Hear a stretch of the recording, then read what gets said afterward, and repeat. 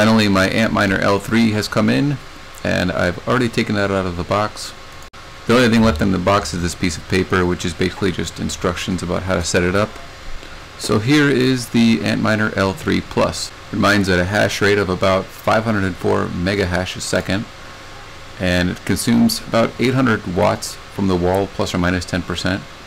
You're going to need a PSU with about 9 ATX connectors.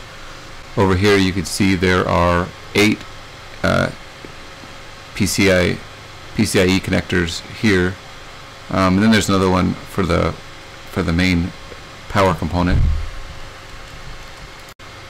This Antminer L3 contains 4 hashing boards. Each is powered via 2 PCIe slots, and the control board is powered by 1 PCIe slot. The power consumption varies, temperature and hash boards, okay. Power consumption of approximately 1,000 watts. Well, the website says 800 and it says 1,000 here, so that's probably the variation. Before powering this machine, you should do a visual inspection. Got it. And then it just tells you about how to, let's see, particular attention to the following before powering this device. Each hash board has 2 PCIe ports, okay.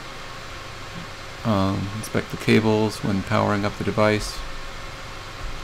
When setting up the device, please leave considerable space between the power supplies and the miner. Got it. Yeah, and then you got to configure your IP address, which we'll get into that as well. And then the rest of this is all about RMA warranty stuff. So the power supply we'll be using is an APW3 TAC12 TAC1600 Bravo 2. As you can see, this PSU comes with plenty of ATX PCIe connectors, and we're just going to go ahead and skip through this part and connect all the connectors.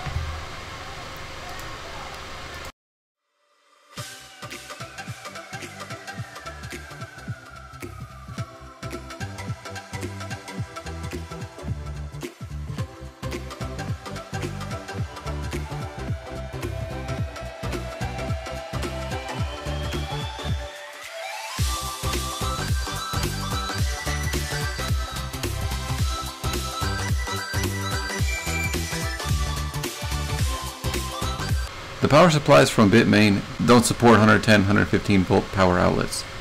So, long story short, you need a transformer that'll convert from 115 to 220 output. That's what this transformer here is for. It's a step up down transformer up to 3000 watts capability. So even if the miner would spike to 1000 watt requirement, this transformer can still handle it. The transformers don't have any type of cooling built in, so I like to put a fan next to them just to keep the heat off of them. Alright, so I've got all my PCIe connectors in, I've got the transformer set up.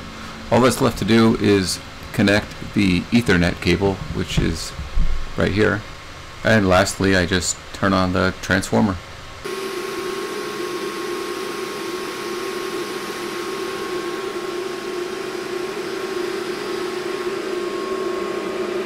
Alright, so you've just connected your miner and you haven't set anything up. You haven't told it how to mine. All you've done is connected it, and you've connected the network cable. So the first step is to find your miner on the network. In order to do this, you're going to need to log into your router and locate the new device. It's going to give you an IP address. Go ahead and navigate to that IP address. You're going to get a screen that looks like this. The username and password is root, R-O-O-T. Alright, so once you get into the miner, you've got to go to configuration. This is where you'll be setting up the pool that the miner is on, the worker name, and the password.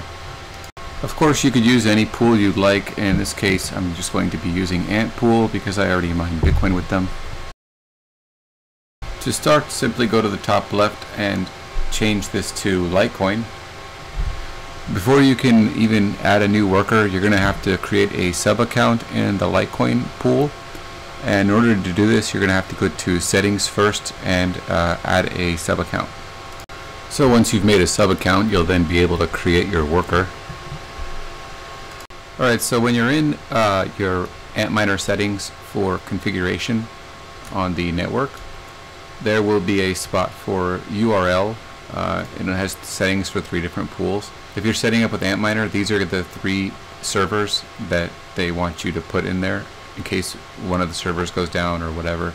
It'll automatically start mining on the next server, which are the 888, 443, and 25. And when you're filling out your miner configuration, you're going to see a screen like this. There's 3 fields for each pool.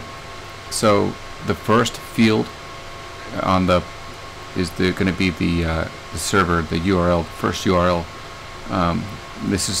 There's 3 different pools, so you're going to use 3 different URLs for each one. Then the second block for each pool is your worker name, which is going to be like your username dot whatever you name you put your worker. Like if your username is fish, and then dot, and your worker's name is taco, it's going to be fish.taco. And then for the password, just leave it blank for all of them. It comes default as 123, and you can leave it as 123, but there really is no password. You can just leave it blank. Alright, according to this Litecoin mining calculator right here, one of these L3s, let's just say it's hashing at about 500 mega hash a second, and the difficulty is already default, and the price of Litecoin right now is about $45 each. So estimated Litecoin you could mine in a day is about half of a Litecoin every day, so about 24 bucks a day, or 170 bucks a week. Alright, hopefully this little review / tutorial was useful. If you did enjoy this L3 review, go ahead and give me a thumbs up, subscribe, because you'll be sure to see more videos like this in the near future. Thanks.